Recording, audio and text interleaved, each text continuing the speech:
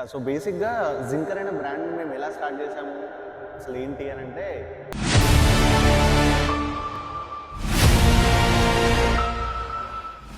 Hi, this is Bharat.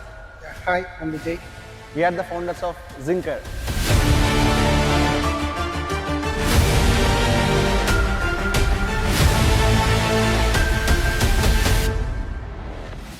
So బేసిక్‌గా Zinker అనే బ్రాండ్‌ని మేము ఎలా స్టార్ట్ చేసాము, అసలు ఏంటి అని అంటే ఒక 1 year బ్యాక్ మాకు క్లోతింగ్ బ్రాండ్ ఫ్యాషన్ ఇండస్ట్రీకి రావాలని ఉండేది.